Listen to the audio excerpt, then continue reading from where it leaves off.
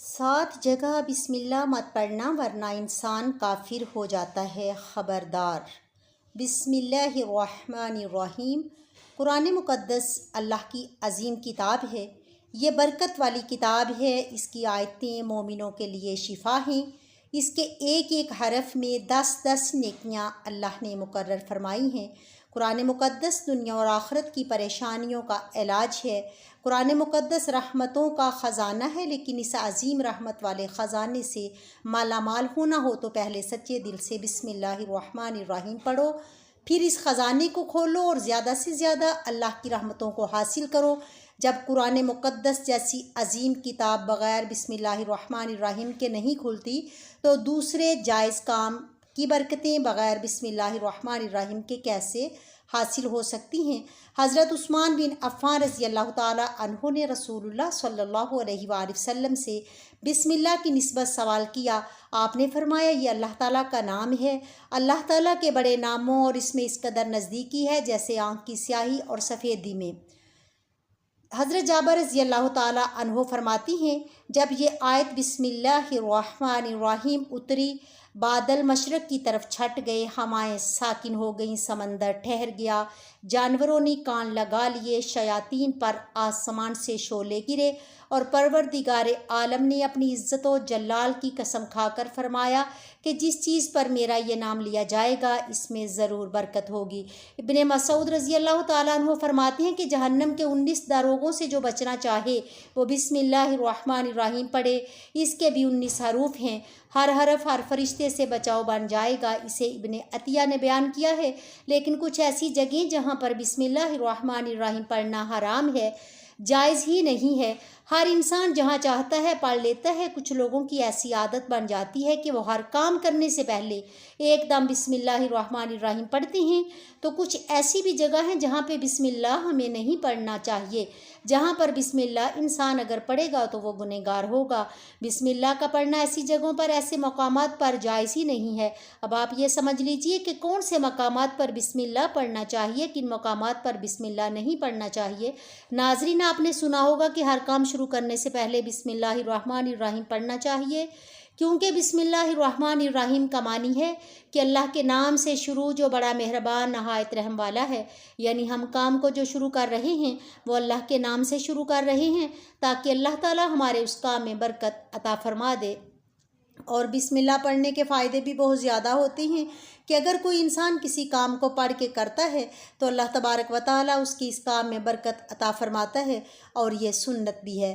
حضور صلی اللہ علیہ وآلہ وسلم نے بہت سارے مقامات پر ہمیں بسم اللہ الرحمن الرحیم پڑھنے کی تاکید فرمائی ہے، اور حضور صلی اللہ علیہ وآلہ وسلم نے بسم اللہ الرحمن الرحیم پڑھنے کا حکم دیا ہے۔ اب اگر آپ کوئی بھی نیک کام شروع کر رہے ہیں، اس نیک کام شروع کرنے سے پہلے بسم اللہ الرحمن الرحیم اگر آپ پڑھ لیں گے تو آپ کی سنت بھی ادا ہو جائے گی، اور اس پہ آپ کو ثواب بھی ملے گا، اور اس کی برکتیں بھی آپ کو ملیں گی۔ اگر آپ نے کسی نیک کام شروع کرنے سے پہلے بسم اللہ پڑھ لیا تو پھر انشاءاللہ اس میں آپ کا نقصان نہیں ہوگا۔ اللہ تعالیٰ خود آپ کا حامی و مددگار اور ناصر بن جائے گا، کیونکہ آپ نے اپنے اس کام کو اللہ کے نام سے شروع کیا ہے کہ ہمارا کام تھا کرنا، اور بندہ کیا کرتا ہے جو اس کے بس میں ہوتا ہے۔ بندہ تو اسباب اختیار کرتا ہے، اور بندہ کر بھی کیا سکتا ہے؟ بندے کے ذمے صرف اسباب کا اختیار کرنا ہے کہ آپ کسی کام کو کرنے سے پہلے سبب اختیار کریں کہ ہمیں یہ کام کرنا ہے، باقی آپ اللہ کے سپرد کر دیں۔ آپ اپنے کام کو کریں، باقی جو اب آپ کا کام ہے وہ اللہ تبارک و تعالیٰ کے سپرد کر دیں۔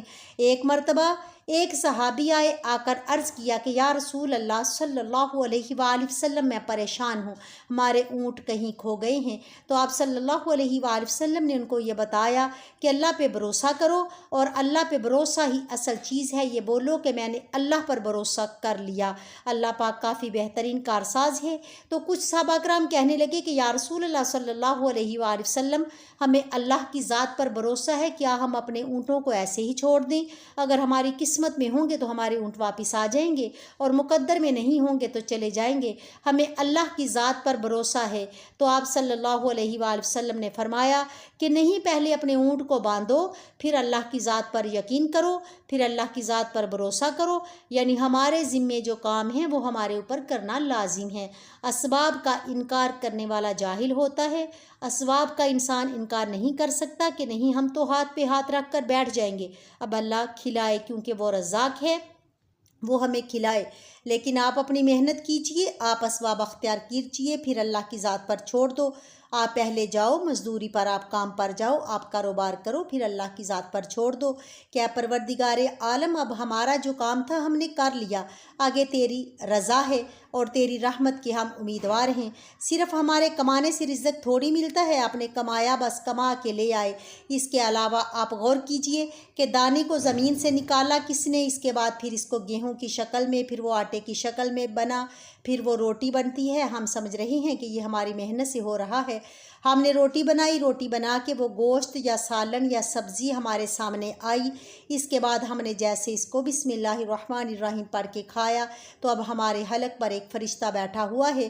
وہ فرشتہ اب اللہ سے اجازت مانگ رہا ہے۔ حلق میں ہماری دو نالیاں ہوتی ہیں، ایک نالی ہوتی ہے جو سانس کی ہوتی ہے، ایک نالی وہ ہوتی ہے جس سے رزق اندر جاتا ہے، کھانا اندر جاتا ہے۔ تو یہ دو نالی بالکل برابر ہوتی ہیں اور دونوں کا ایک ہی چھید ہوتا ہے، لیکن پھر وہ اندر جا کر الگ ہو جاتی ہیں۔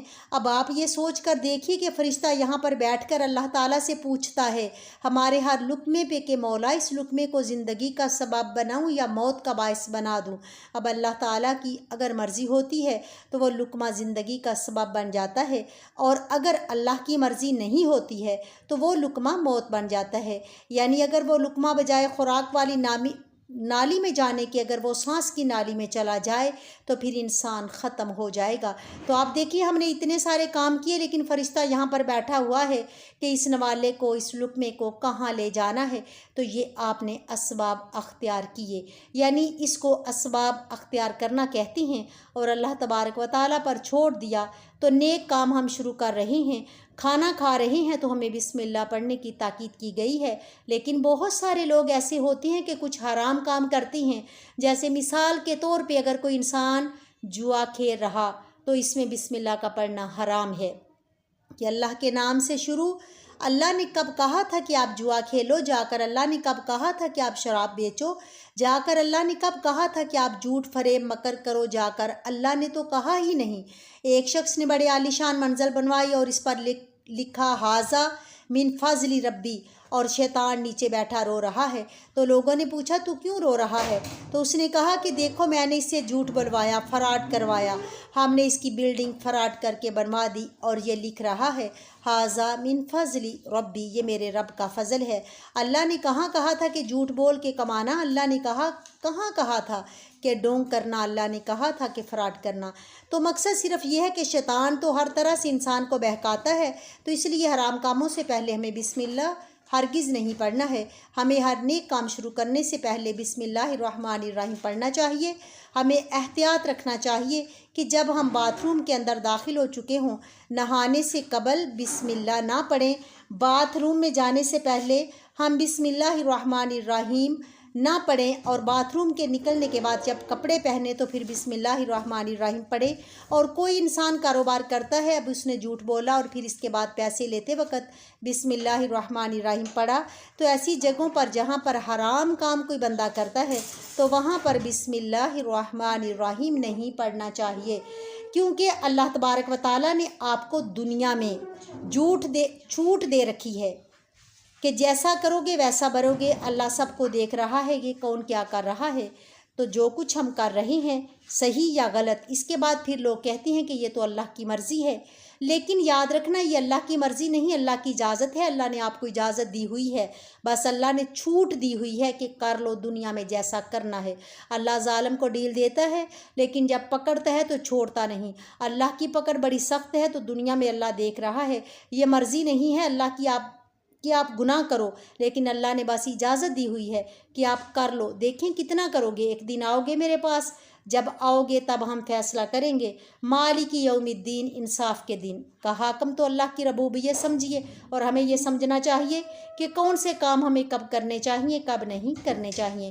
جو سنت رسول اللہ صلی اللہ علیہ وآلہ وسلم پر ہم عمل کریں گے تو اللہ تعالیٰ ہمیں کامیاب کر دے گا، دنیا میں بھی اور آخرت میں بھی انشاءاللہ تعالیٰ۔ اللہ پاک ہمیں بہتر عمل کرنے کی توفیق عطا فرمائے اور ہمارا خاتمہ ایمان پر فرمائے، آمین۔